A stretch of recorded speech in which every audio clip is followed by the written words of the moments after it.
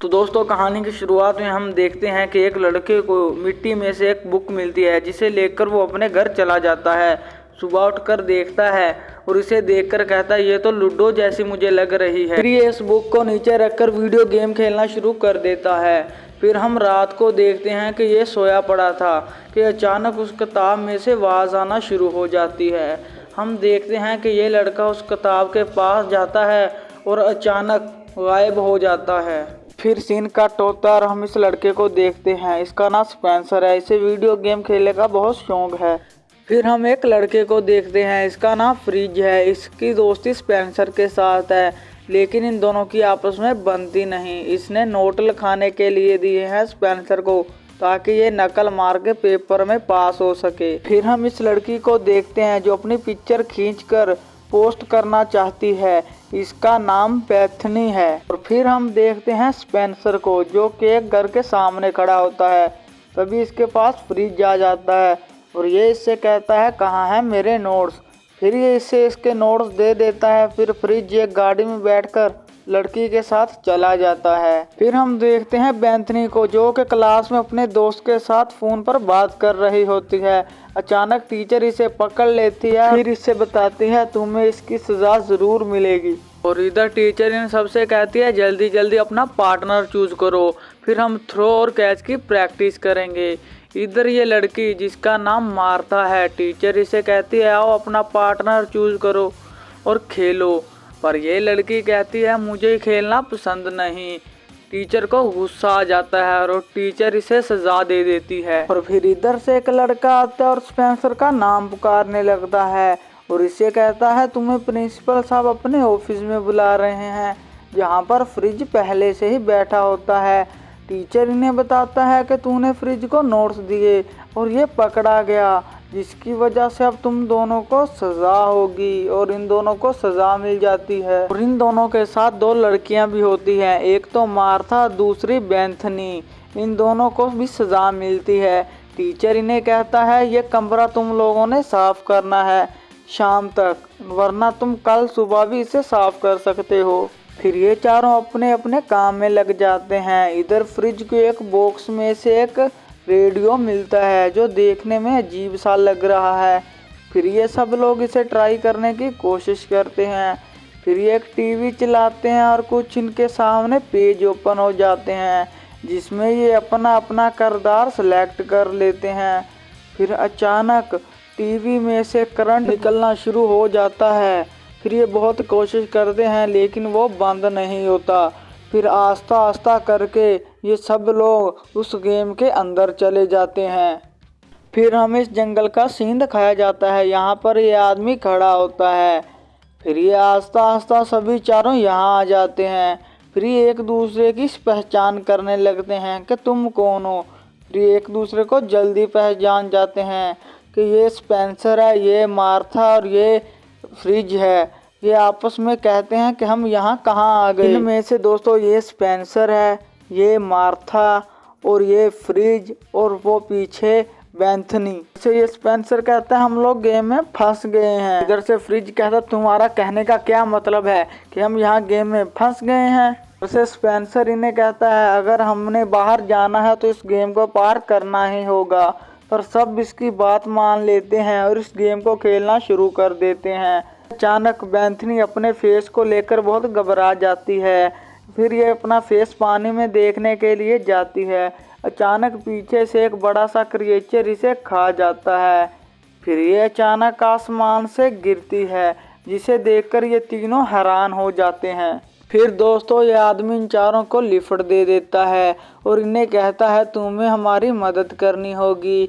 एक आदमी ने इस मूर्ति में से एक हीरा निकाल लिया था जिसको तुम लोगों ने वापस लाना है और उसी मूर्ति की आंख में फिट कर देना है, जिससे ये जंगल फिर से शांति का माहौल अख्तियार कर लेगा।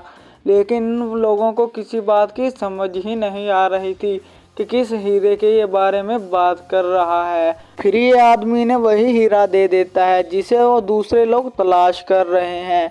फिर ये आदमी ने यहाँ पर उतार कर चला जाता है। इन्हें कुछ भी समझ नहीं आता किस मूर्ति में ये हीरा लगाना है। दोस्तों इनके हाथों में 3 लाइनें बनी हुई हैं अगर वो 3 लाइनें इनकी ज़िंदगियां हैं, अगर वो ख़त्म होगी तो वो हमेशा के लिए इस गेम में ये चारों फंस कर रह जाएंगे। फिर ये स्पेंसर इस नक्शे को देखता और कहता इस पर तो कुछ भी नहीं लिखा होता। फिर ये मोटा आदमी यानी बैंथनी कहती है क्यों नहीं लिखा, मुझे तो सब दिखाई दे रहा है। लेकिन ये सब लोग कहते हैं हाँ ये नक्शा सिर्फ तुम्हें ही दिखाई देगा क्योंकि ये तुम्हारा ही किरदार है जो तुमने उस वक्त सिलेक्ट किया था। फिर बारी आती है इनकी वीकनेस और ताकत की। जो वीकनेस होती है वो स्पेंसर की कोई नहीं होती। फिर जो मार्था की वीकनेस होती है वो जहर होता है। फिर बेथनी की जो वीकनेस होती है वो पता नहीं क्या होती है।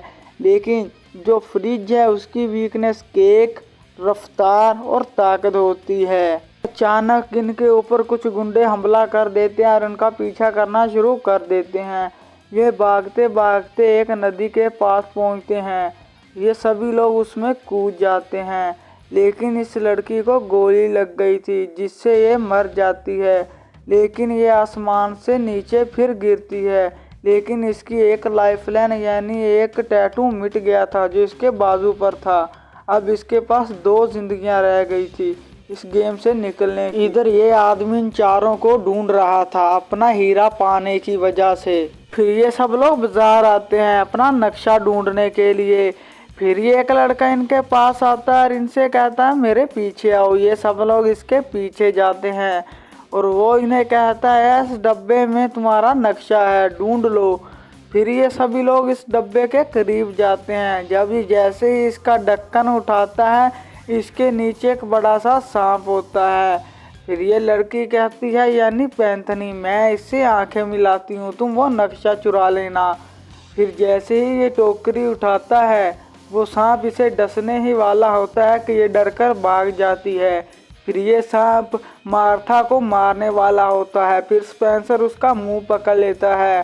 फिर इधर फ्रिज इसके दांत तोड़ देता है जिससे ये नक्शा अपना हासिल कर लेते हैं। और अचानक इनके सामने कुछ गुंडे आ जाते हैं जिसे स्पेंसर इनकी खूब धुलाई करता है और यहाँ से भाग जाते हैं। एक आदमी इन्हें आता है अपने साथ ले जाता है और फिर वो उसे अपनी कहानी बताता है। ये आदमी कहता है मेरे पास मेरी एक ही लाइफलाइन बची है जिससे मैं यहाँ से कभी भागने की कोशिश ही नहीं करता। और यहाँ पर इन्हें पता चलता है कि वो मिसिंग पीस यही लड़का है उस नक्शे का।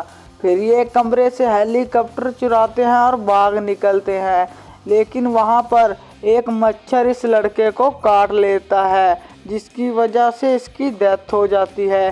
फिर ये लड़की इसे अपनी एक लाइफलाइन दे देती है जिसके बाद ये अपना काम दोबारा से शुरू कर देते हैं। फिर ये रात को प्लान बनाते हैं कि उस मूर्ति की आंख में हम हीरा लगा देंगे, लेकिन इधर उनके तलाश करते हुए वो गुंडे भी आ जाते हैं जिनसे इनकी खूब लड़ाई होती है। फिर ये लड़की हीरा लेकर सांपों के बीच खड़ी होती है, तभी वो आदमी भी इसके पास आ जाता है। लेकिन इस लड़की की कमज़ोरी एक जहर होती है। वो सांप की पूंछ पर पैर रखती है और सांप इसे काट लेता है जिसकी वजह से ये आसमान से गिरती है और ये स्पेंसर भी स्कूटर पर जाते हुए वहाँ पर आ जाता है। फिर ये लड़की उसको हीरा दे देती है। फिर ये स्पेंसर इस हीरे को उसकी आँख में लगा देता है। ये सभी लोग उसका नाम पुकारने लगते हैं। इससे ये जंगल से रोशनी निकलती है और ये जंगल बहुत शांत हो जाता है। फिर वो आदमी इन्हें लेने आ जाता है जो इन्हें पहले यहाँ पर छोड़कर गया था। फिर ये सभी लोग अपना आखिरी अलविदा कहते हैं और इस आदमी से हाथ मिलाते हैं और फिर ये वापस अपनी दुनिया में चले जाते हैं। फिर ये चारों उसी स्टोर रूम के अंदर आ जाते हैं जिस स्टोर रूम के अंदर से ये गेम शुरू हुआ था। फिर ये चारों एक दूसरे को देखने लगते हैं और अपने अपने शरीर को भी। फिर ये चारों उस मशीन को तोड़ देते हैं और यहाँ पर इस मूवी का एंड हो जाता है। दोस्तों कमेंट में बताओ ये मूवी आपको कैसी लगी।